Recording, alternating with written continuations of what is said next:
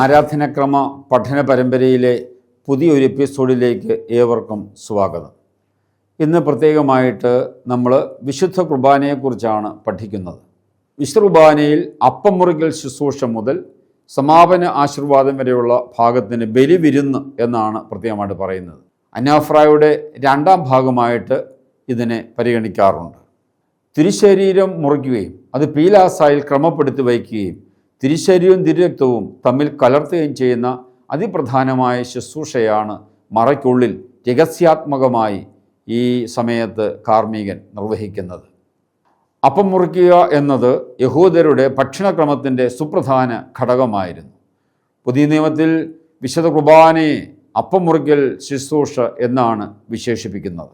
കർത്താവ് മാളികയിൽ പ്രവേശിച്ച് പെസഹായുടെ അന്ന് വൈകിട്ട് വീട്ടുപെസഹ ശിഷ്യന്മാരോടൊപ്പം നടത്തിയെങ്കിൽ ഇതാ കർത്താവ് പിറ്റേ ദിവസം ഉച്ച കഴിഞ്ഞ് യഹൂദ സമയം 9-ാം മണിക്കൂറിൽ ഉച്ചകഴിഞ്ഞ് 3 മണിക്ക് ജെറുസലേം ദേവാലയത്തിൽ 10,000-കണക്കിന് ആടുകളെ, പെസഹ കുഞ്ഞാടുകളെ ബലിയഴിക്കുന്ന അതേ സമയത്ത് സാക്ഷാൽ പെസഹ കുഞ്ഞാട് കാൽവരിയിൽ ക്രൂശിക്കപ്പെട്ടിരിക്കുന്നു.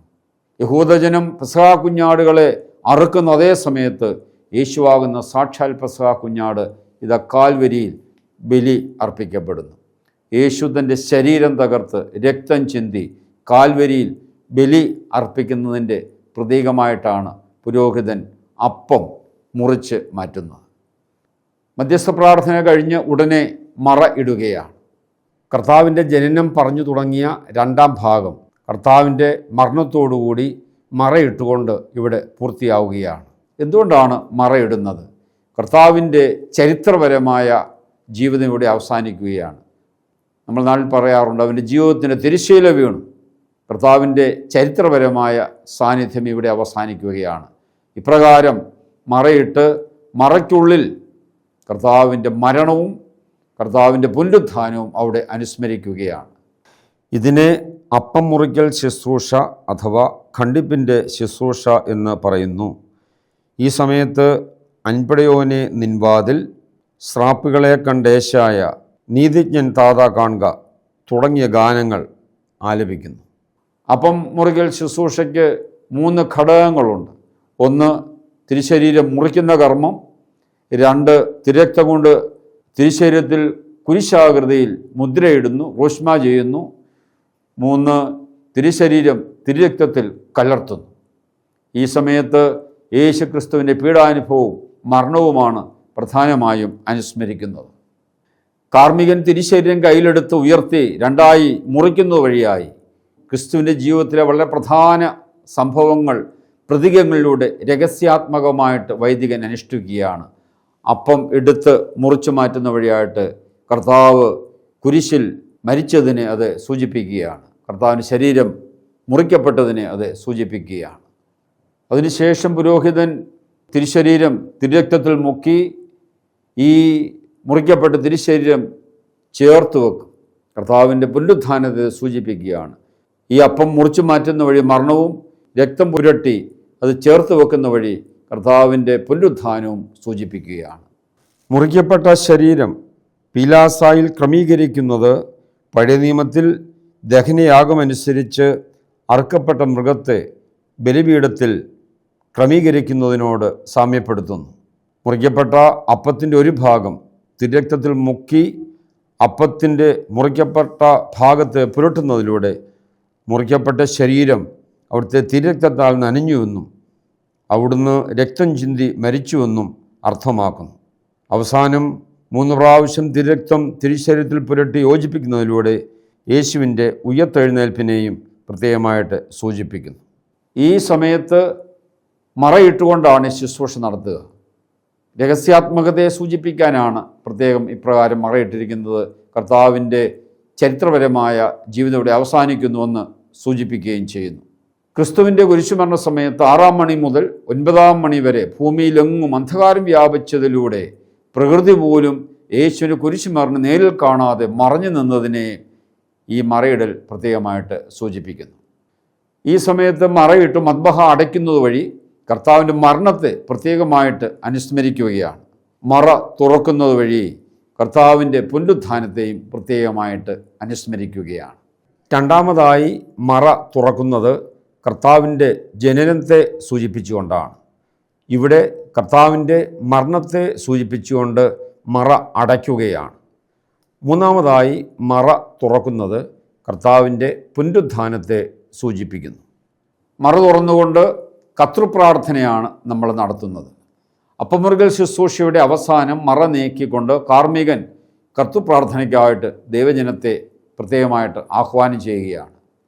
ഇവിടെ മറ തുറക്കുന്നത് കർത്താവിൻ്റെ കുരിശുമരണ സമയത്ത് ജെറുസലേം ദേവാലയത്തിലെ തിരശ്ശീല മുകൾ തൊട്ട് അടിവരെ രണ്ടായി കീറി എന്നതിനെയും പ്രത്യേകമായിട്ട് സൂചിപ്പിക്കുന്നുണ്ട്. ലൂക്ക 23:45.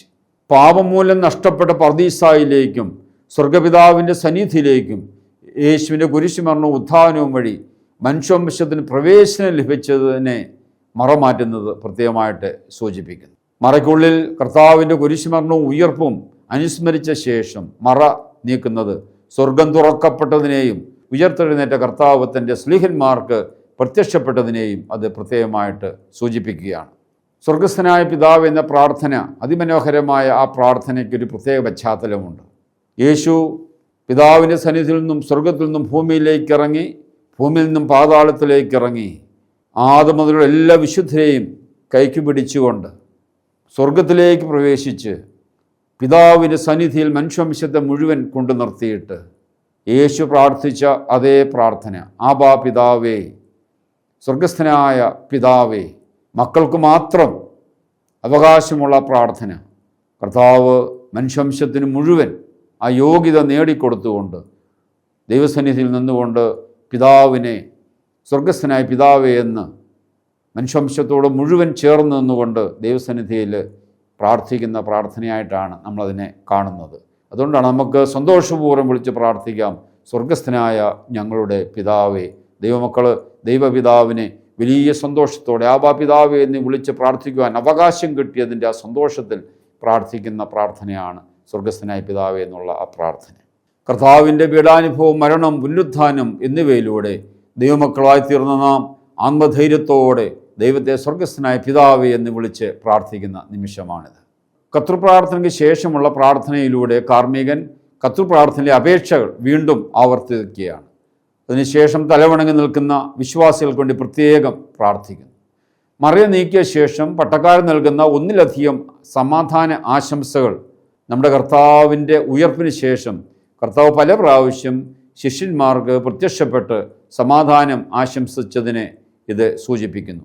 നമുക്കറിയാം, മറ്റ് സ്ഥലങ്ങളിലൊന്നും അടുപ്പിച്ചടുപ്പിച്ച് സമാധാനാശംസയിൽ, ഇവിടെ 2 പ്രാവശ്യം അടുപ്പിച്ചടുപ്പിച്ച് ഓരോ പ്രാർത്ഥന കഴിയുമ്പോഴും അടുപ്പിച്ചടുപ്പിച്ച് സമാധാനം ആശംസിക്കുന്നത് കർത്താവ്, ഉത്ഥാനം ചെയ്ത കർത്താവ് പല പ്രാവശ്യം ശിഷ്യന്മാർക്ക് സമാധാനം ആശംസിച്ചതിനെയാണ് സൂചിപ്പിക്കുന്നത്. അവസാനമായി നമ്മൾ 3ാമത്തെ ആശീർവാദത്തിലേക്ക് പ്രവേശിക്കുകയാണ്. 3ാമത്തെ ആശീർവാദത്തിലൂടെ സ്വർഗാരോഹണ സമയത്ത് യേശു ശിഷ്യന്മാരെ ഒലിവുമലയിലേക്ക് കൊണ്ടുപോയി തൻ്റെ തൃക്കരങ്ങൾ ഉയർത്തി അവരെ അനുഗ്രഹിച്ചതിനെ അത് സൂചിപ്പിക്കുകയാണ്. അനന്തരം തൃത്വത്തിൻ്റെ നാമത്തിലുള്ള ആശീർവാദമാണ് ഇവിടെ നൽകപ്പെടുന്നത്. ഈ ആശീർവാദം നമ്മുടെ മിശിഹാ തമ്പുരാൻ സ്വർഗാരോഹണത്തിന് മുൻപ് അപ്പസ്തോലന്മാരെ ഒലിവുമലയിൽ കൊണ്ടുപോയി കൈകൾ ഉയർത്തി അനുഗ്രഹിച്ചതിനെ സൂചിപ്പിക്കുകയാണ്. ലൂക്ക 24:50. ഈ ആശീർവാദ പ്രാർത്ഥനയിൽ തൃത്വത്തെക്കുറിച്ച് 7 കാര്യങ്ങളാണ് പ്രത്യേകമായിട്ട് പറഞ്ഞിരിക്കുന്നത്. 1 വിശുദ്ധിയും, 2 മഹത്വവും, 3 സൃഷ്ടിയല്ലാത്തതും, 4 ഉണ്മയായതും, 5 ആദ്യ അന്തമില്ലാത്തതും, 6 വന്ദിക്കത്തക്കതും, 7 സാരാംശത്തിൽ ഒന്നായിരിക്കുന്നതുമായ തൃത്വം എന്നാണ്. തുടർന്ന് തിരുശരീരങ്ങളുടെ ആഘോഷം നടക്കുകയാണ്. വിശുദ്ധ രഹസ്യങ്ങൾ വിശുദ്ധിയും വെടുപ്പുള്ളവർക്കായി നൽകപ്പെടുന്നു എന്ന് ഉച്ചരിച്ചുകൊണ്ട് വിശുദ്ധ രഹസ്യങ്ങൾ മുകളിലേക്ക് ഉയർത്തി ആഘോഷിക്കുന്ന ശുശ്രൂഷയാണ്. തിരുശരീരം തിരുരക്തം മുകളിലേക്ക് ഉയർത്തുന്ന വഴി കർത്താവിൻ്റെ സ്വർഗാരോഹണമാണ് പ്രത്യേകമായിട്ട് നാം ഇവിടെ അനുസ്മരിക്കുന്നത്. കർത്താവിൻ്റെ ശരീരവും രക്തവും മുകളിലേക്ക് ഉയർത്തി ആഘോഷിക്കുമ്പോൾ കർത്താവിൻ്റെ സ്വർഗാരോഹണത്തെയാണ് അത് പ്രത്യേകമായിട്ട് സൂചിപ്പിക്കുന്നത്. തിരുശരീരവും തിരുരക്തവും ഉയർത്തി ആഘോഷിക്കുന്നത് കർത്താവിൻ്റെ സ്വർഗാരോഹണത്തെ സൂചിപ്പിക്കുന്നതിനാൽ സ്വർഗാരോഹണ സമയത്ത് 2 മാലാഖമാർ ഇരുവശത്തായി കാണപ്പെട്ടതിനെ അപ്പോസ്തല പ്രവർത്തനം 1:10 നമ്മളത് കാണുന്നുണ്ട്. അതിനെ അനുസ്മരിപ്പിച്ചുകൊണ്ടാണ് കാർമ്മികൻ്റെ ഇരുവശങ്ങളിലായി മെഴുകുതിരികൾ കത്തിച്ച് ഉയർത്തിപ്പിടിക്കുന്ന പാരമ്പര്യം നമ്മുടെ സഭയിലുണ്ട്. വിശുദ്ധ കുർബാന വിശുദ്ധിയിലേക്കുള്ളൊരു ക്ഷണം കൂടിയാണ് എന്ന് വൈദികൻ ഈ ആഹ്വാനത്തിലൂടെ അർത്ഥമാക്കുന്നു. ഈ വിരുന്ന് വിശുദ്ധിയും വെടുപ്പുള്ളവർക്കായി സജ്ജീകരിച്ചിരിക്കുന്നു എന്നാണ് അതിൻ്റെ അർത്ഥം. എന്നാൽ പിതാവും പുത്രനും പരിശുദ്ധാത്മാവും അല്ലാതെ പരിശുദ്ധനായി മറ്റാരും ഇല്ല എന്ന് ചൊല്ലിക്കൊണ്ട് വിശ്വാസികൾ തങ്ങളുടെ ബലഹീനത ദൈവസന്നിധിയിൽ ഏറ്റുപറയുകയാണ്. ഈ ഏറ്റുപറച്ചിൽ വിശുദ്ധ കുർബാനയാകുന്ന വിരുന്നിൽ സംബന്ധിക്കുവാൻ വിശ്വാസികൾക്ക് യോഗ്യത നൽകുകയാണ്. പിതാവും പുത്രനും പരിശുദ്ധ റൂഹായുമല്ലാതെ പരിശുദ്ധരായി മറ്റാരുമില്ല എന്ന് ഏറ്റുപറഞ്ഞുകൊണ്ട് വിശ്വാസികൾ ഈ തിരുശരീരങ്ങളിൽ പങ്കുപറ്റുവാൻ അവർക്ക് യോഗ്യത ഇതിലൂടെ ലഭിക്കുകയാണ്. സ്വർഗാരോഹണത്തിലൂടെ ക്രിസ്തുവിൻ്റെ ചരിത്രപരവും നേരിട്ടുള്ളതുമായ സാന്നിധ്യം നഷ്ടമായെങ്കിലും കൂടുതൽ യഥാർത്ഥമായ ഒരു പുതിയ സാന്നിധ്യം പരിശുദ്ധാത്മാ മുഖേന നമുക്ക് ലഭിക്കുകയാണ്. ഈ പുതിയ സാന്നിധ്യത്തിൻ്റെ പരമോന്നത അവസ്ഥയാണ് വിശുദ്ധ കുർബാനയിലെ കർത്താവിൻ്റെ സാന്നിധ്യം. ദൈവപുത്രൻ്റെ സാന്നിധ്യമുള്ളിടത്ത് പിതാവും പുത്രനും പരിശുദ്ധാത്മാവും സന്നിഹിതരാണ്. യോഹന്നാൻ 14:23. ഒന്നായിരിക്കുന്ന പിതാവിനും പുത്രനും പരിശുദ്ധാത്മാവിനും സ്തുതി എന്ന് പറഞ്ഞുകൊണ്ട് കർത്താവിൻ്റെ പെന്തിക്കോസ്തി ഇവിടെ പ്രത്യേകമായിട്ട് പുരോഹിതൻ അനുസ്മരിക്കുകയാണ്. ഇക്കാരണത്താലാണ് പിതാവും പുത്രനും പരിശുദ്ധാത്മാവും നമ്മോട് കൂടെ എന്ന് പൂജാപാത്രങ്ങൾ രണ്ട് കരങ്ങളിലും കുരിശാകൃതിയിൽ പിടിച്ചുകൊണ്ട് വൈദികൻ ഏറ്റുപറയുന്നത്. പിതാവായ ദൈവം നമ്മോടുകൂടെ, പുത്രനായ ദൈവം നമ്മോടുകൂടെ, പരിശുദ്ധ റൂഹ നമ്മോടുകൂടെ. പെന്തിക്കോസ്തിയിൽ പരിശുദ്ധാത്മാവിൻ്റെ സാന്നിധ്യത്തിലൂടെ നമുക്ക് പിതാവിനെയും പുത്രനെയും പരിശുദ്ധാത്മാവിനെയും വ്യക്തമായി തിരിച്ചറിയുവാനും അനുഭവിക്കുവാനും സാധിച്ചു. ആ പിതാവും പുത്രനും പരിശുദ്ധാത്മാവും നമ്മുടെ ഒപ്പമായിരിക്കുന്നു എന്ന് പുരോഹിതൻ ഏറ്റുപറയുകയാണ്. ചുരുക്കത്തിൽ വിശുദ്ധ കുർബാനയുടെ ആരംഭം മുതൽ ഈ വെളിപാടിൻ്റെ ചരിത്രം നമ്മൾ തുടർച്ചയായി അനുസ്മരിക്കുകയാണ്. പ്രപഞ്ച സൃഷ്ടി, മനുഷ്യ സൃഷ്ടി, മനുഷ്യൻ്റെ പാപം, അബ്രഹാമിൻ്റെ വിളി, അബ്രഹാം മുതൽ അഹ്റോൻ വരെ, അഹ്റോൻ മുതൽ യേശുക്രിസ്തു വരെയുള്ള പഴയ നിയമ സംഭവങ്ങളെല്ലാം മറയ്ക്കുള്ളിൽ അനുസ്മരിച്ചു. അതിനുശേഷം നമ്മൾ രണ്ടാം ഭാഗത്ത് കർത്താവിൻ്റെ ജനനം പറഞ്ഞുകൊണ്ട് ആരംഭിച്ചു. കർത്താവിൻ്റെ ജനനം, കർത്താവിൻ്റെ പരസ്യജീവിതം, പരസ്യജീവിത കർത്താവിൻ്റെ അത്ഭുത പ്രവൃത്തികളും അതിൻ്റെ പ്രഘോഷണവും, അതിനുശേഷം കർത്താവിൻ്റെ മാളികയിലേക്ക് പ്രവേശിച്ചുള്ള പെസഹ സംഭവങ്ങൾ, കർത്താവിൻ്റെ കുരിശുമരണം, കർത്താവിൻ്റെ ഉത്ഥാനം, ഇവിടെ കർത്താവിൻ്റെ സ്വർഗാരോഹണം നമ്മളിവിടെ അനുസ്മരിക്കുകയാണ്. സ്വർഗാരോഹണത്തിന് ശേഷം പരിശുദ്ധാത്മാവിനെ അയച്ചു കൊടുക്കുന്നു. അങ്ങനെ പരിശുദ്ധാത്മാവിലൂടെ ദൈവജനം പിതാവേയും പുത്രനും പരിശുദ്ധാത്മാവിനെയും കൂടുതൽ മനസ്സിലാക്കുന്നതിനും അനുഭവിക്കുന്നതിനും അവർക്ക് സാധിക്കും. അപ്പോൾ വെളിപാടിൻ്റെ ചരിത്രം പ്രപഞ്ച സൃഷ്ടി മുതൽ തുടർച്ചയായിട്ട് അനുസ്മരിച്ച് പെന്തിക്കോസ്തി വരെ വന്നു നിൽക്കുകയാണ്. കുർബാനയുടെ അവസാന ഭാഗത്തേക്ക് നമ്മൾ പ്രവേശിക്കുകയാണ്. ഈ സമയത്ത് മറയിടുന്നത് വഴി കർത്താവിൻ്റെ സ്വർഗാരോഹണത്തെയാണ് പ്രത്യേകമായിട്ടത് സൂചിപ്പിക്കുന്നത്.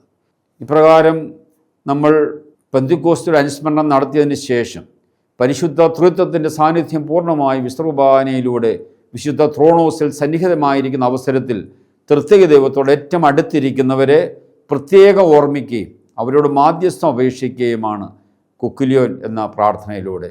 പരിശുദ്ധ ദൈവമാതാവിനോടും വിശുദ്ധരോടും അതുപോലെ മരിച്ചുപോയവർക്ക് വേണ്ടിയും പ്രത്യേകമായിട്ട് നമ്മൾ പ്രാർത്ഥിക്കുന്ന നിമിഷമാണ് ധൂപപ്രാർത്ഥന കുക്കുലിയോൻ എന്ന പ്രാർത്ഥനയിലൂടെ. കുക്കുലിയോൻ എന്ന വാക്കിൻ്റെ അർത്ഥം വൃത്തമെന്നാണ്. ഒരു വട്ടം പൂർണ്ണമായി ചൊല്ലുന്ന പ്രാർത്ഥന എന്ന അർത്ഥത്തിലാണ് കുക്കുലിയോൻ എന്ന സുറിയാനി പദം ഉപയോഗിക്കുന്നത്. നമുക്കറിയാം, നിന്നാൾ സ്തുതിയോട് രാജമകൾ, സങ്കീർത്തനം 45:9-11 അതിനെ ആധാരമാക്കിയാണ് നിന്നു മഹിമയിൽ രാജകുമാരി എന്ന് പറഞ്ഞുകൊണ്ടാണ് അത് ആരംഭിക്കുക. രണ്ടാമതായിട്ട് നീതിമാൻ പന പോലെ തളർത്തുടുമേ വിശുദ്ധരുള്ള മധ്യസ്ഥ പ്രാർത്ഥന, സങ്കീർത്തനം 92:12-14. മൂന്നാമതായിട്ട് വാങ്ങിപ്പോയ ആചാര്യന്മാരെ ഓർത്ത് പ്രത്യേകമായിട്ട് പ്രാർത്ഥിക്കുന്നു. സങ്കീർത്തനം 132:9-12 വരെയുള്ള വാക്യങ്ങൾ. നാലാമതായിട്ട് മരിച്ചുപോയ വിശ്വാസികൾക്ക് വേണ്ടിയുള്ള പ്രത്യേക പ്രാർത്ഥന, മക്കളിലപ്പൻ കൃപ ചെയ്തതുപോലെ, സങ്കീർത്തനം 103:13-15. മറ്റൊരു ധൂപപ്രാർത്ഥനയും ഉണ്ട്, കുക്കുലിയോനുണ്ട്. വിശ്വർബാന മധ്യം നമ്മൾ ചൊല്ലാറില്ല. അത് സ്ലീവായുടെ കുക്കുലിയോനാണ്. നിന്നാൽ വരിയെ വീഴ്ത്തിയിട്ട് ഞങ്ങൾ, സങ്കീർത്തനം 45:5-7 വരെയുള്ള വാക്യം. പരമ്പരാഗതമായി കുക്കുലിയൻ പ്രാർത്ഥനകൾ അന്ത്യോക്യൻ ആരാധനാക്രമത്തിൻ്റെ ഭാഗമല്ല. പിൽക്കാലത്ത് നമ്മുടെ നാട്ടിലത് ചേർത്തതാണ്. അതിനൊരു ചരിത്രപരമായ പശ്ചാത്തലമുണ്ട്. 1876 നടന്ന മുളന്തുരുത്തി സുനഹദോസിൽ വെച്ച് നവീകരണ പ്രൊട്ടസ്റ്റൻ്റ് ആശയം രൂപീകരിച്ചിരുന്ന നവീകരണ കക്ഷിക്കാരെ സുനഹദോസ് പുറത്താക്കി. അവരെ പ്രത്യേകമായിട്ട് പഠിപ്പിച്ചത് മാതാവിനുള്ള മധ്യസ്ഥം വേണ്ട, വിശുദ്ധരുടെ മധ്യസ്ഥം വേണ്ട, മരിച്ചുപോയവരുടെ പ്രാർത്ഥന വേണ്ട. ഇപ്രകാരം ഇതിനെല്ലാം എതിർത്തപ്പോൾ വിശുദ്ധ കുർബാനയിൽ ഈ 3 കാര്യങ്ങളും പ്രത്യേകമായിട്ട് ഉൾച്ചേർത്തുകൊണ്ട് മാതാവിനോട് പ്രാർത്ഥനയും വിശുദ്ധരോടുള്ള പ്രാർത്ഥനയും മരിച്ചുപോയവർക്ക് വേണ്ടിയുള്ള പ്രാർത്ഥനയും പ്രധാനപ്പെട്ടതാണ് എന്ന് പ്രാർത്ഥനയിലൂടെ വിശ്വാസികൾക്ക് ബോധ്യം നൽകുന്നതിന് വേണ്ടി അക്കാലത്തെ മലങ്കര മെത്രാപ്പൊലീത്തായും തുടർന്നു വന്ന മലങ്കര മെത്രാപ്പൊലീത്തമാരും ഈ ഭാഗം കൂട്ടിച്ചേർത്തു എന്നാണ് നാം മനസ്സിലാക്കുന്നത്. മരിച്ചുപോയവരും ജീവിച്ചിരിക്കുന്നവരുമായ എല്ലാ വിശ്വാസികളും ഒന്നുചേർന്നാണ് വിശുദ്ധ കുർബാന അർപ്പിക്കുന്നത്. അതിനാൽ ദൈവമാതാവും പരിശുദ്ധന്മാരും പരേതനുമെല്ലാം വിശുദ്ധ കുർബാനയിൽ പ്രാർത്ഥിക്കുന്നുണ്ട്.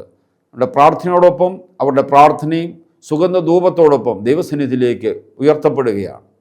കർത്താവിന് സ്വർഗാരോഹണത്തോടുകൂടി കർത്താവ് അദൃശ്യമായതിനെ സൂചിപ്പിക്കുവാനും യേശുക്രിസ്തുവിൻ്റെ രണ്ടാമത്തെ വരവിനെ നോക്കിപ്പാർക്കുന്നതിനെ സൂചിപ്പിക്കുവാനുമായി കുക്കുലിയോൻ ചൊല്ലിക്കഴിയുമ്പോൾ തിരശ്ശീല ഇടുകയാണ്. കുർബാനയുടെ അവസാന ഭാഗത്തേക്ക് നമ്മൾ പ്രവേശിക്കുകയാണ്. 3-ാം പ്രാവശ്യം മറ അടച്ചിരിക്കുകയാണ്. കർത്താവ് സ്വർഗത്തിലേക്ക് എന്നേക്കുമായി കരയേറ്റപ്പെട്ടതിനെയും അദൃശ്യമായതിനെയും ഇത് പ്രത്യേകമായിട്ട് സൂചിപ്പിക്കുന്നു. വിശുദ്ധ കുർബാനയുടെ എഴുന്നള്ളിക്ക് 4-ാം ഭാഗം മറ തുറക്കുകയാണ്. പ്രത്യേകമായിട്ടും കർത്താവിൻ്റെ രണ്ടാമത്തെ വരവിനെയാണ് ഇത് സൂചിപ്പിക്കുന്നത്. മറയ്ക്കുള്ളിൽ കാർമ്മികൻ ത്രോണോസിന് മുമ്പിൽ മുട്ടിന്മേൽ നിന്ന് പ്രാർത്ഥിച്ചതിന് ശേഷം വിശുദ്ധ കുർബാന സ്വീകരിക്കുന്നു. മറ തുറന്ന കാർമ്മികൻ കയ്യിൽ തിരുശരീരങ്ങൾ എടുത്തുകൊണ്ട് ആഘോഷപൂർവ്വം ജനത്തിന് നേരെ വരികയും ദൈവജനത്തെ ആശീർവദിക്കുകയും ചെയ്യുന്നു. വിശുദ്ധ കുർബാനയിലെ ഈ ആശീർവാദം മലങ്കര കുർബാനയുടെ പ്രത്യേകതയാണ്. ഇത് സ്വർഗം തുറക്കപ്പെട്ടതിനെയും നമ്മുടെ കർത്താവിൻ്റെ മഹത്വപൂർണ്ണമായ രണ്ടാമത്തെ വരവിനെയും സൂചിപ്പിക്കുന്നു. കാർമ്മികൻ ആഘോഷമായി പടിഞ്ഞാറോട്ട് വരുമ്പോൾ പള്ളിമണികൾ മുഴങ്ങുന്നത് കർത്താവിൻ്റെ രണ്ടാമത്തെ വരവിലെ കാഹളനാദത്തെ സൂചിപ്പിക്കുകയാണ്. വിശുദ്ധ കുർബാനയിലെ ഈ ആശീർവാദം മലങ്കര കുർബാനയുടെ ഒരു പ്രത്യേകതയാണ്. സ്വർഗം തുറക്കപ്പെട്ടതിനെയും ഇരുവശങ്ങളിലും കത്തിച്ച തിരികളുമായി നിൽക്കുന്ന ശുശ്രൂഷകർ കർത്താവിൻ്റെ രണ്ടാമത്തെ വരവിലെ മാലാഖമാരുടെ അകമ്പടിയെ സൂചിപ്പിക്കുന്നു. ശുശ്രൂഷകരുടെ വെള്ളവസ്ത്രം പരിശുദ്ധന്മാരുടെ നിലയങ്കിയെ മഹത്വത്തിൻ്റെ വസ്ത്രത്തെ പ്രത്യേകമായിട്ട് സൂചിപ്പിക്കുന്നു. പുരോഹിതൻ കയ്യിൽ കാസായും പീലാസായും ഏന്തി ജനത്തിന് നേരെ തിരിയുന്നു. കർത്താവിൻ്റെ രണ്ടാമത്തെ വരവിൽ കർത്താവ് എല്ലാവരെയും ക്ഷണിക്കുകയാണ്. ഒരുങ്ങിയിരിക്കുന്നവരൊക്കെ അവനോട് മണവറയിൽ പ്രവേശിക്കുകയാണ്. വലിയ വിരുന്നിനായിട്ട് കർത്താവ് ക്ഷണിക്കുകയാണ്. ഇതാ സ്വർഗീയ ജെറുസലേമിൽ വലിയ വിരുന്ന് ഒരുക്കപ്പെട്ടിരിക്കുന്നു. Those who are ready please come forward. കർത്താവ് ക്ഷണിക്കുകയാണ്. പുരോഹിതൻ കയ്യിൽ കാസായും പീലാസായും ഏന്തി ജനത്തിന് നേരെ തിരിഞ്ഞ് വിശുദ്ധ കുർബാന സ്വീകരണത്തിന് അവരെ ക്ഷണിക്കുന്നത് സ്വർഗീയ ജെറുസലേമിൽ കർത്താവ് ഒരുക്കുന്ന വലിയ വിരുന്നിലേക്ക് അവിടുന്ന് തന്നെ രണ്ടാമത്തെ വരവിലൂടെ മനുഷ്യവംശത്തെ ക്ഷണിക്കുന്നതിനെ സൂചിപ്പിക്കുന്നു. ഒരുങ്ങിയിരിക്കുന്നവരൊക്കെ അവനോടൊത്ത് മണവറയിൽ പ്രവേശിച്ചിരിക്കുന്നു. അവർ മണവറയിൽ പ്രവേശിച്ച് വിരുന്ന് ആസ്വദിക്കും എന്നതിനെ സൂചിപ്പിക്കുന്നു. നമ്മുടെ കർത്താവിൻ്റെ രണ്ടാമത്തെ വരവിൽ അവിടുത്തോടൊപ്പമുള്ള നിത്യവിരുന്നിൻ്റെ മുന്നാസ്വാദനമാണ് ഓരോ വിശുദ്ധ കുർബാന സ്വീകരണവും. ധൂർത്തപുത്രന് വേണ്ടി പിതാവ് ഒരുക്കിയിരിക്കുന്ന സദ്യയായും സ്വർഗമണവാളൻ മണവാട്ടിയായ സഭയ്ക്ക് വേണ്ടി സ്വന്തം ശരീരവും രക്തവും കൊണ്ട് ഒരുക്കിയ വിവാഹ വിരുന്നായും വിശുദ്ധ കുർബാന സ്വീകരണത്തെ നമുക്ക് മനസ്സിലാക്കാം. ഏശയ്യാ ദീർഘദർശിക്ക് അവൻ്റെ മാലിന്യം നീക്കപ്പെടുന്നതിനും പാപം ക്ഷമിക്കപ്പെടുന്നതിനും വേണ്ടി സെറാഫുകളിലൊന്ന് ബലിപീഠത്തിൽ നിന്ന് കൊടിൽ കൊണ്ട് തീക്കനൽ നൽകുന്നത് പോലെയാണ് തിരിശരക്തങ്ങളാകുന്ന തീക്കട്ട പാപമോചനത്തിനും നിത്യജീവനും വേണ്ടി സത്യവിശ്വാസികൾക്ക് നൽകപ്പെടുന്നത്. ഏശയ്യാ 6:7 നമ്മളിത് കാണുന്നുണ്ട്. വിശുദ്ധ കുർബാന സ്വീകരണത്തിന് ശേഷം വീണ്ടും ജനത്തിന് നേരെ തിരിഞ്ഞ് ന്യായവിധിയെ സൂചിപ്പിക്കുമാറ് പുരോഹിതൻ കാസായും പീലാസായും ഇടത്തോട്ടും വലത്തോട്ടും പ്രത്യേകമായിട്ട് മാറ്റും.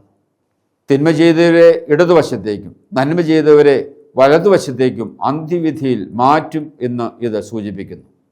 ഇടത്തോട്ടും വലത്തോട്ടും കാസായും പീലാസായും മാറ്റുന്നത് അന്ത്യവിധിയിൽ ചെമ്മരിയാടുകളെ കോലാടുകളിൽ നിന്ന് വേർതിരിക്കും എന്ന് പ്രത്യേകമായിട്ട് അന്ത്യവിധിയെ ഇത് പ്രത്യേകമായിട്ട് സൂചിപ്പിക്കുന്നു. വിധിക്ക് ശേഷം തിരഞ്ഞെടുക്കപ്പെട്ടവരെ തന്നോടൊപ്പം പിതാവിൻ്റെ ഭവനത്തിലേക്ക് കർത്താവ് കൂട്ടിക്കൊണ്ടു പോകുന്നതിൻ്റെ സൂചനയാണ് ദിവ്യരഹസ്യങ്ങളുമായി കാർമ്മികൻ ത്രോണോസിലേക്ക് മടങ്ങിപ്പോകുന്നത്. ഇവിടെ എല്ലാവരും ചേർന്ന് യേശു ക്രിസ്തുവിനെ ഭൂവാകെ നമിക്കും നിന്നെ എന്ന് പറഞ്ഞ് സ്തോത്രം പാടുകയാണ്. അതിനുശേഷം തിരിശരക്തങ്ങൾ അനുഭവിക്കുവാനിടയാക്കിയ കരുണയ്ക്കായി കാർമ്മികൻ കൃതജ്ഞതയോടെ പ്രാർത്ഥന സമർപ്പിക്കുകയാണ്. 2 പ്രാർത്ഥനകളാണ് അവിടെയുള്ളത്. കുർബാന സ്വീകരണം കഴിഞ്ഞ് ഉള്ള രണ്ടാമത്തെ പ്രാർത്ഥന അത് യേശു ക്രിസ്തുവിനോടുള്ള പ്രാർത്ഥനയാണ്. അനാഫ്രായിലെ 32 പ്രാർത്ഥനകളും പിതാവിനോട് ഉള്ള പ്രാർത്ഥനയാണെങ്കിൽ അവസാനത്തെ പ്രാർത്ഥന യേശു ക്രിസ്തുവിനോടാണ്. ഞങ്ങൾ നിനക്കും നിൻ്റെ പിതാവിനും നിൻ്റെ പരിശുദ്ധ റൂഹായിക്കും സ്തുതി സ്തോത്രം സമർപ്പിക്കുമെന്ന് പറഞ്ഞുകൊണ്ടാണ് ആ പ്രാർത്ഥന അവസാനിപ്പിക്കുന്നത്. അവസാനമായി ഹൂത്തോമോ സമാധാന ആശീർവാദത്തിന് മുൻപുള്ള ഗീതമാണ്. മുദ്രവയ്ക്കൽ, ഉറപ്പിക്കൽ എന്നൊക്കെയാണ് ഈ സുറിയാനി വാക്കിൻ്റെ അർത്ഥം. വിശുദ്ധ കുർബാനയുടെ സംസർഗത്തിലൂടെ നാം ദൈവവുമായി ഉടമ്പടി ചെയ്യുകയാണ്. അനുദിന ജീവിതത്തിൽ നാം ദൈവികമായി ജീവിച്ചു കൊള്ളാമെന്ന് ഈ മുദ്രയിടൽ കർമ്മത്തിലൂടെ ഏറ്റുപറയുകയാണ് ചെയ്യുന്നത്. സമാപന ആശീർവാദത്തോട് വിശുദ്ധ കുർബാന അവസാനിക്കുകയാണ്. അവസാനമായി ആശീർവാദം നൽകി പരിശുദ്ധ തൃത്വത്തിൻ്റെ കൃപയ്ക്കും അനുഗ്രഹങ്ങൾക്കും അർഹരാക്കി വിശുദ്ധ കുർബാനയാകുന്ന യാത്രാഭക്ഷണത്തോടുകൂടി വിശ്വാസികളെ കാർമ്മികൻ പറഞ്ഞയക്കുകയാണ്. അവസാനം ബലഹീനനായ തനിക്കും വേണ്ടി എപ്പോഴും പ്രാർത്ഥിക്കണമെന്ന് കാർമ്മികൻ ആരാധക സമൂഹത്തോട് അപേക്ഷിക്കുകയാണ്. പുരോഹിതൻ 4 പ്രാവശ്യം ജനത്തോട് പ്രാർത്ഥന അഭ്യർത്ഥിക്കുന്നുണ്ട്. വിശുദ്ധ കുർബാനയുടെ ആരംഭത്തിൽ നമസ്കാരം കഴിഞ്ഞ് മദ്ബഹായിൽ പ്രവേശിച്ച് പ്രാർത്ഥന യാചിക്കും. വിശ്വാസ പ്രമാണത്തിന് മുൻപായിട്ട് പ്രാർത്ഥന യാചിക്കും. വീണ്ടും കുക്കുലിയോൻ പ്രാർത്ഥന കഴിഞ്ഞ് വീണ്ടും പ്രാർത്ഥന യാചിക്കും. അവസാന ആശീർവാദത്തിൻ്റെ സമയത്തും ബലഹീനും പാപിയുമായ ദാസൻ എന്ന് പറഞ്ഞുകൊണ്ട് നിങ്ങളുടെ പ്രാർത്ഥന ആവശ്യപ്പെട്ടുകൊണ്ട് 4ാമതും പ്രാർത്ഥന യാചിക്കും. ആശീർവാദശേഷം മറയിടുന്നത് വഴി ലോകസമയം അവസാനിച്ചെന്നും പുതിയ ലോകം ആരംഭിച്ചെന്നും സൂചിപ്പിക്കുന്നു. അവസാന സമാപന കർമ്മങ്ങളാണ്. ആശീർവാദം കഴിഞ്ഞ് മറയിട്ട ശേഷം കാർമ്മികൻ ത്രോണോസിന് മുൻപാകെ മുട്ടുകുത്തി രഹസ്യ പ്രാർത്ഥന ചൊല്ലുന്നു. അതിനുശേഷം കാർമ്മികൻ കാസായാലും പീലാസായാലുമുള്ള തിരുശരീര രക്തങ്ങൾ ഉൾക്കൊള്ളുകയും കാസായും പീലാസായും കഴുകി വെടിപ്പാക്കുകയും ചെയ്യുന്നു. പരിശുദ്ധവും പാപപരിഹാരപ്രദവുമായ ബലിപീഠമേ സമാധാനത്തോടെ വസിക്കുക എന്ന് പറഞ്ഞ് 3 പ്രാവശ്യം ബലിപീഠം മുത്തി ബലിപീഠത്തോട് വിട പറഞ്ഞ് വിശുദ്ധ കുർബാന സമാപിപ്പിക്കുന്നു. ഈ സമയത്ത് പുരോഹിതന്റെ കരങ്ങൾ മുത്തി വിശ്വാസികൾ പിരിഞ്ഞു പോകുന്നു. ഇത് എൻ്റെ ഓർമ്മയ്ക്കായി നിങ്ങൾ ചെയ്യുവീൻ. എന്താണ് ഇത് എന്നതുകൊണ്ട് അർത്ഥമാക്കിയത്? Do this in memory of me. ഇത് എന്നതുകൊണ്ട് അർത്ഥമാക്കുന്നത് ഈ വെളിപാടിൻ്റെ ചരിത്രം മുഴുവനാണ്. നമ്മൾ തുടക്കത്തിലേ പറഞ്ഞതുപോലെ പ്രപഞ്ച സൃഷ്ടിയിൽ ആരംഭിച്ച മനുഷ്യ സൃഷ്ടിയിൽ മുന്നേറി അബ്രഹാമിൻ്റെ വിളിയിലൂടെ തുടർന്ന് ഇസ്രായേലിൻ്റെ ചരിത്രത്തിലൂടെ മുന്നേറി യേശുവിൻ്റെ ജനനത്തിലൂടെ പരസ്യജീവിതത്തിലൂടെ മാമോദീസായിലൂടെ യേശുവിൻ്റെ പീഡാസഹനം, മരണമുത്ഥാനം, സ്വർഗാരോഹണം, പെന്തിക്കോസ്തി, 2ാമത്തെ വരെയുള്ള സംഭവങ്ങൾ, അതിനെയാണ് ഇത് എന്നതുകൊണ്ട് അർത്ഥമാക്കുന്നത്. Do this. ഈ വെളിപാട് ചരിത്രം നിങ്ങൾ അനുസ്മരിക്കണം, ആഘോഷിക്കണം. ഈ വെളിപാട് ചരിത്രം നമ്മൾ അടയാളത്തിലൂടെയും പ്രതീകത്തിലൂടെയും കർമ്മങ്ങളിലൂടെയും ആഘോഷിക്കുമ്പോൾ അത് അനുഭവവേദ്യമായി തീരും, അത് എഫിക്കേഷ്യസ് ആയിത്തീരും, അത് ഫലദായകം ഉള്ളതായിത്തീരും. ഈ വെളിപാടിൻ്റെ ചരിത്രം കർത്താവ് യേശു ക്രിസ്തുവിനോട് ചേർന്ന് നാം പിതാവായ ദൈവത്തിൻ്റെ സന്നിധിയിൽ ആഘോഷിക്കുകയാണ്, അനുസ്മരിക്കുകയാണ് വിശുദ്ധ കുർബാനയിലൂടെ. വിശുദ്ധ കുർബാന ദേവാലയം കൊണ്ട് അവസാനിക്കുന്നില്ല. നാം ഞായറാഴ്ച രാവിലെ പള്ളിയിൽ വന്ന് വിശുദ്ധ കുർബാന പൂർത്തീകരിച്ച് ദേവാലയത്തിൽ നിന്നും തിരികെ ഭവനത്തിലേക്ക് പോകുന്നതോടുകൂടി കുർബാന അവസാനിച്ചു എന്ന് നമ്മൾ കരുതരുത്. കുർബാനയുടെ ജീവിതം തുടരേണ്ടിയിരിക്കുന്നു. അതുകൊണ്ടാണ് പുരോഹിതൻ അവസാനം ആശീർവാദം തന്ന് സമാധാനത്തോടെ പോകുക എന്ന് പറഞ്ഞയക്കുന്നത്. ഒരാഴ്ചക്കാലം സമാധാനത്തോടെ നാം ജീവിക്കുന്നതിനും ഒരാഴ്ചക്കാലം ഈ വിശുദ്ധ കുർബാനയുടെ ജീവിതം നയിക്കുന്നതിനും വേണ്ടിയാണ്. നമുക്കറിയാം, കുർബാന മധ്യേ അച്ചടിച്ച ലിഖിതം കർത്താവിൻ്റെ സാന്നിധ്യമായി ശബ്ദത്തിലൂടെ നമ്മുടെ ചെവിയിലൂടെ ഉള്ളിൽ വന്ന് വസിച്ചു. വിശുദ്ധ കുർബാന മധ്യേ ഗോതമ്പപ്പം കർത്താവിൻ്റെ സാന്നിധ്യമായി നമ്മുടെ നാവിലൂടെ നമ്മുടെ ഉള്ളിൽ വന്ന് വസിച്ചു. ഇപ്രകാരം ചെവിയിലൂടെയും നാവിലൂടെയും നമ്മളിൽ വന്ന് വസിച്ച യേശുവിൻ്റെ സാന്നിധ്യം നാം ദേവാലയത്തിന് പുറത്തേക്ക് ഇറങ്ങുമ്പോൾ വേദനിക്കുന്നവരെയും പരിത്യക്തരെയും വേലിക്കെട്ടിന് പുറത്ത് കിടക്കുന്നവരെയും നാം കാണുമ്പോൾ, അവരെ ശുശ്രൂഷിക്കുമ്പോൾ അവരും കർത്താവായി മാറും. ഈ എളിയവന് ചെയ്തപ്പോൾ എനിക്ക് തന്നെയാണ് നിങ്ങൾ ചെയ്തത്. വിശുദ്ധ മത്തായിയുടെ സുവിശേഷം 25-ാം അധ്യായം 40-ാം വാക്യത്തിൽ നമ്മൾ കാണുന്നു, ഈ എളിയവന് ചെയ്തപ്പോൾ എനിക്ക് തന്നെയാണ് നിങ്ങൾ ചെയ്തത്. അതായത് നാം വിസ്തുർബാന കഴിഞ്ഞ് നാം വീട്ടിലേക്ക് പോകുമ്പോൾ അടുത്തൊരാഴ്ചക്കാലം നമ്മൾ എളിയവർക്ക് ശുശ്രൂഷ ചെയ്യുമ്പോൾ അവരിൽ നാം കർത്താവിനെ കാണുകയാണ്. എളിയവൻ കർത്താവായി മാറുകയാണ്. കുർബാന മധ്യേ ഗോതമ്പപ്പം കർത്താവിന് സാന്നിധ്യമാകുന്ന പോലെ, കുർബാന മധ്യേ അച്ചടിച്ച ലിഖിതം കർത്താവിന് സാന്നിധ്യമാകുന്ന പോലെ, നാം മറ്റുള്ളവർക്ക് ശുശ്രൂഷ ചെയ്യുമ്പോൾ, നാം വേദനിക്കുന്നവരെയും പരിത്യക്തരെയും വേലിക്കെട്ടിന് പുറത്ത് കിടക്കുന്നവരെയും നാം ശുശ്രൂഷിക്കുമ്പോൾ അവരും കർത്താവായി മാറുകയാണ്. ഓരോ വ്യക്തിയും കർത്താവായി മാറുകയാണ്. ഈ എളിയവന് ചെയ്തപ്പോൾ എനിക്ക് തന്നെയാണ് ചെയ്തത്. ഓരോ എളിയവനും കർത്താവിൻ്റെ സാന്നിധ്യമായിട്ട് മാറുകയാണ്. അതുകൊണ്ട് വിശുദ്ധ കുർബാനയുടെ ജീവിതം അത് തുടരുകയാണ് നമ്മുടെ അനുദിന ജീവിതത്തിൽ എന്ന് മനസ്സിലാക്കി കുർബാനയുടെ അനുഭവത്തിൽ ജീവിക്കാൻ നമുക്ക് സാധിക്കണം. കുർബാനയിൽ വിശുദ്ധ കുർബാന മധ്യേ നാം സ്വീകരിച്ച കർത്താവിൻ്റെ സാന്നിധ്യം അനുദിന ജീവിതത്തിൽ വീണ്ടും ഓരോ വ്യക്തിയിലൂടെയും യേശുവിനെ കണ്ടുകൊണ്ട് അവർക്ക് ശുശ്രൂഷ ചെയ്തുകൊണ്ട് യേശുവുമായി കുറേ കൂടി ആഴത്തിൽ ബന്ധപ്പെടുവാൻ കുർബാനയുടെ ജീവിതം നമ്മെ പ്രത്യേകമായിട്ട് ആഹ്വാനം ചെയ്യുന്നു. ചില ആളുകൾ പറയാറുണ്ട്, എന്തിനാണ് ഞായറാഴ്ച പള്ളിയിൽ പോകുന്നത്? വീട്ടിലിരുന്ന് പ്രാർത്ഥിച്ചാൽ പോരെ? ഞായറാഴ്ച വിശുദ്ധകുർബാനയിൽ പങ്കെടുക്കേണ്ട ആവശ്യമുണ്ടോ? അതുകൊണ്ട് പലപ്പോഴും ദേവാലയത്തിൽ ആളുകൾ വരുന്നത് വിശുദ്ധകുർബാനയുടെ ആരംഭത്തിന് മുൻപ് ദേവാലയത്തിൽ വരുന്നതിന് പകരം കുർബാന മധ്യേ പല സമയങ്ങളിലായിട്ടാണ് ആളുകൾ ദേവാലയത്തിലേക്ക് കടന്നു വരുന്നത്. ബാക്കി എല്ലാ കാര്യങ്ങൾക്കും നാം സമയം പാലിക്കും. 8 മണിക്കാണ് ഒരു ബസ്സെങ്കിൽ നമ്മൾ 5 മിനിറ്റ് മുമ്പേ അവിടെ ചെന്നിരിക്കും. 8 മണിക്കാണ് ട്രെയിനെങ്കിൽ തീർച്ചയായിട്ടും നമ്മൾ മുമ്പേ ചെന്നിരിക്കും. ഡോക്ടറെ അടുത്ത് 8 മണിക്കാണ് അപ്പോയിൻമെൻ്റ് എങ്കിൽ തീർച്ചയായിട്ടും നമ്മളതിന് മുൻപേ ചെന്നിരിക്കും. ജീവിതത്തിൽ മറ്റെല്ലാ കാര്യങ്ങൾക്കും സമയം പാലിക്കുന്ന നമ്മൾ വിശുദ്ധ കുർബാനയ്ക്ക് മാത്രം ഒരിക്കലും സമയം പാലിക്കത്തില്ല. അതെപ്പോഴേലും ചെന്ന് എങ്ങനെയും അനുഷ്ഠിക്കുന്ന ഒരു കർമ്മം മാത്രമായിട്ട് അത് പരിണമിച്ചിരിക്കും എന്നുള്ളത് ഏറ്റവും വേദനാജനകമാണ്. അത്രമാത്രം വില കെട്ടതാണ് വിശുദ്ധ കുർബാന. ജീവിതത്തിൽ ബാക്കി എല്ലാറ്റിനും നാം വില കൊടുക്കുമെങ്കിൽ എന്തുകൊണ്ടാണ് വിശുദ്ധ കുർബാനയ്ക്ക് മാത്രം നാം സൗകര്യം പോലെ പോകുന്നത്, നമ്മുടെ ഇഷ്ടം പോലെ പോകുന്നത്? എപ്പോഴെങ്കിലും പോയി എങ്ങനെയെങ്കിലും ചെയ്തു തീർക്കുന്നൊരു കർമ്മമായി ഇത് മാറിയിരിക്കുന്നത്. പ്രിയപ്പെട്ടവരെ, വിശുദ്ധ കുർബാന ഒരു കർമ്മമായി ചടങ്ങായി തീരുമ്പോൾ, കർമ്മവും ചടങ്ങും എപ്പോഴേലും എങ്ങനെയും പോയി നടത്തിയാൽ മതി.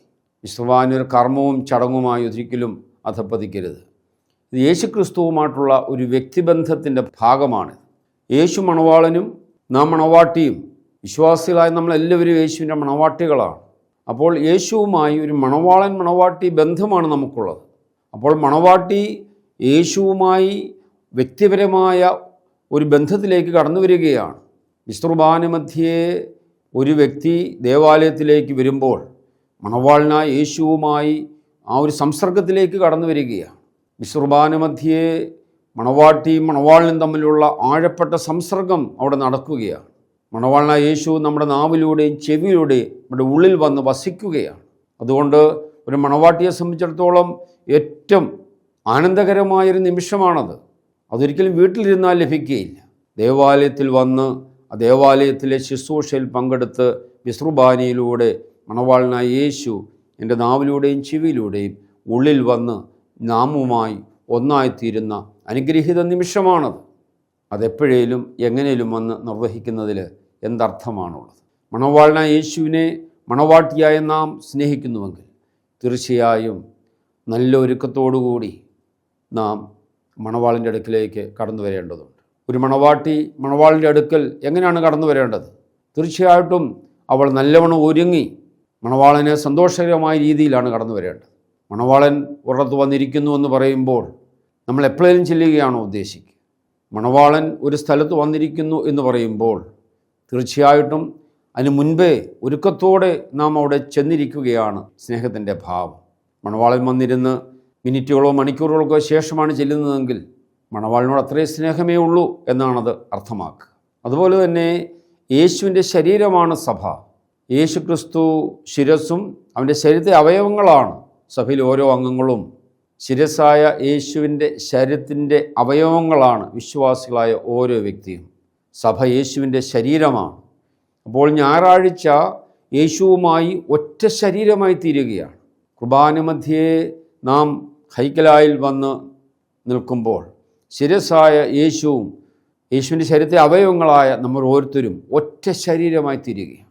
കുർബാന മധ്യേ നാം ശ്വസിക്കുന്ന പരിശുദ്ധാത്മാവിനെയാണ്. നമ്മൾ കൂടി ഒഴുകുന്ന രക്തം യേശുവിൻ്റെ രക്തമാണ്. അങ്ങനെ നമ്മൾ ഒറ്റ ശരീരമായി തീരും. യേശുവാകുന്ന ശിരസ്സിനോട് സഭയിലെ അംഗങ്ങൾ ഒറ്റ ശരീരമായി വിശ്രുബാന മധ്യേ ഒന്നായിത്തീരുന്ന അനുഭവം. ഈ അനുഭവത്തിലേക്കാണ് ഞായറാഴ്ച ആചരണം നമ്മെ ക്ഷണിക്കുന്നത്.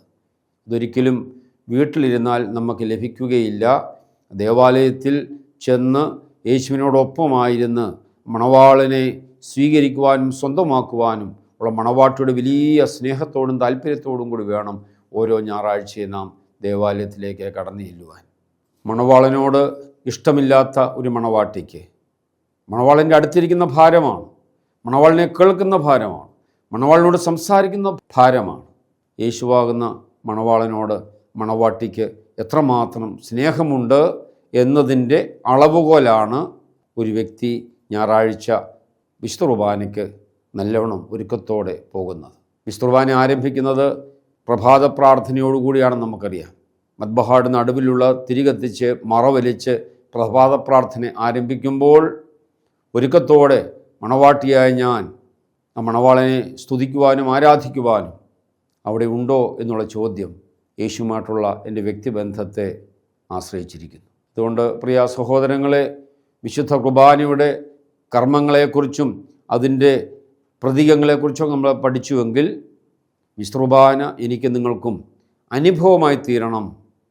അത് യേശുവുമായിട്ടുള്ള ആഴപ്പെട്ട ഒരു വ്യക്തിബന്ധത്തിൽ മാത്രമേ സാധിക്കുകയുള്ളൂ.